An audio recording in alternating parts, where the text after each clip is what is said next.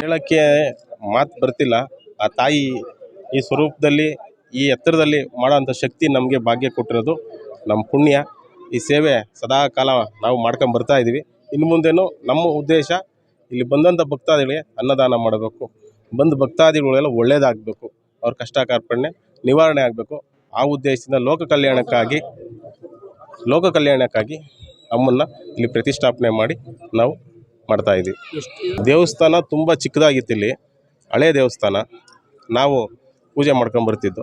ಈಗ ಅಮ್ಮನ ಸಂಕಲ್ಪ ಆದಮೇಲೆ, ಅಮ್ಮನ ಇದಾದಮೇಲೆ ನಾವು ತುಂಬ ಚೆನ್ನಾಗಿ ಮಾಡಬೇಕು. ನಮಗೂ ಒಲ್ದಿರೋಂಥ ತಾಯಿ, ನಾವಿದ್ದಂಥ ಕಷ್ಟ ಕಾಲದಲ್ಲಿ ಈ ಮಟ್ಟಕ್ಕೆ ಇದ್ದೀವಿ ಅಂದರೆ ಆ ತಾಯಿ ಕಾರಣ. ಅದಕ್ಕೆ ಈ ಅನುಗ್ರಹ ಎಲ್ಲರ ಮೇಲೂ ಆಗಬೇಕು, ಎಲ್ಲರೂ ಚೆನ್ನಾಗಿರ್ಬೇಕು ಅನ್ನೋ ಉದ್ದೇಶದಿಂದ ನಾವು ಭಕ್ತರ ಕಷ್ಟಗಳು, ಈಗ ನರಮಾನವರಲ್ಲಿ ತುಂಬ ಕಷ್ಟಗಳಿದೆ. ಅದು ಬಾಯಲ್ಲಿ ಹೇಳೋಕ್ಕಾಗಲ್ಲ. ಒಬ್ಬೊಬ್ರಿಗೆ ಒಂದೊಂದು ರೀತಿ ಕಷ್ಟ. ಆ ಕಷ್ಟಗಳನ್ನೆಲ್ಲ ಹೋಗ್ಲಾಡಿಸ್ಬೇಕಂದ್ರೆ ತಾಯಿ ಅವತಾರ, ಆಮೇಲೆ ಆ 41 ಅಡಿ ಅಮ್ಮ ನಿಂತಿದ್ದಾಗ ಆ ಕಷ್ಟಗಳು ಕಾರ್ಪಣ್ಯಗಳು ದೂರ ಆಗುತ್ತೆ ಅನ್ನೋ ಇದು. ಆ ಕಾರಣದಿಂದ ಅಮ್ಮನ ಅಷ್ಟು ಎತ್ತರ ಮಾಡಿ ಬಂದ ಭಕ್ತಾದಿಗಳಿಗೆ ಉಳುಮಾನವರು ಅದು ಕಷ್ಟಗಳು ಎಲ್ಲ ನಿವಾರಣೆ ಆಗೋ ಉದ್ದೇಶದಿಂದ ಅದನ್ನು ಮಾಡಿಸಿ ಎಲ್ಲರಿಗೂ ಒಳ್ಳೆಯದಾಗಬೇಕು. ನಮ್ಮ ಗ್ರಾಮ ಇನ್ನೂ ಸುಭಿಕ್ಷವಾಗಿ ಒಳ್ಳೆ ಗ್ರಾಮ ಆಗಬೇಕು. ಗ್ರಾಮದಲ್ಲಿ ಸುಖ ಶಾಂತಿ ನೆಮ್ಮದಿ ಇರಬೇಕು. ಹಾಗೆ ರಾಜ್ಯದಲ್ಲೂ ಸುಖ ಶಾಂತಿ ನೆಮ್ಮದಿ ಇರಬೇಕು. ಬಂದ ಭಕ್ತಾದಿಗಳಿಗೆ ಅಮ್ಮನ ಹೆಸರಿಂದ ಅವ್ರಿಗೆಲ್ಲ ಒಳ್ಳೆಯದಾಗಬೇಕು, ಅಮ್ಮನ ದರ್ಶನದಿಂದ ಒಳ್ಳೆಯದಾಗಬೇಕು.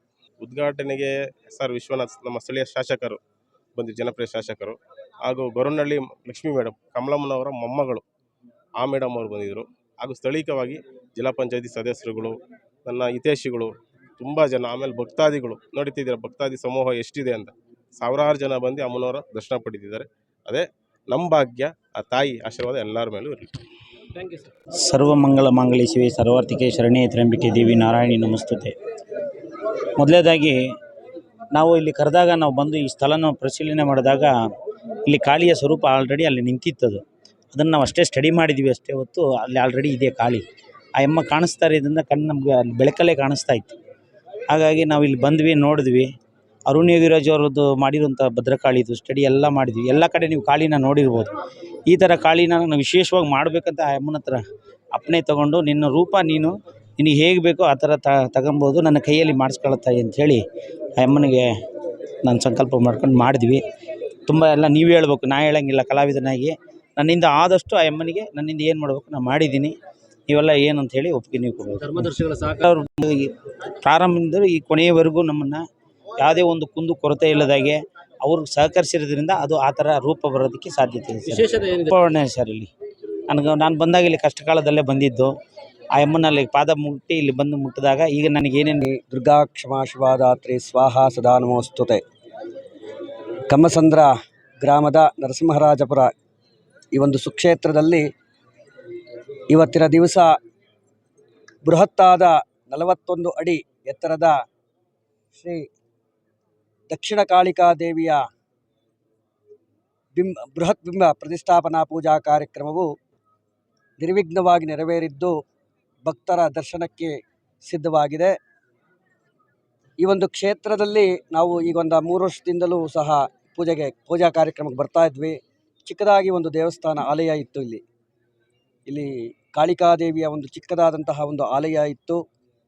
ಆಗಿನಿಂದಲೂ ಸಹ ನಾವು ಪೂಜಾ ಕಾರ್ಯಕ್ರಮಗಳನ್ನು ನಡೆಸ್ಕೊಂಡು ಬರ್ತಾ ಇದ್ದೇವೆ. ದಿನೇ ಜನಾಕರ್ಷಣೆಯಾಗ್ತಾ ಇದೆ.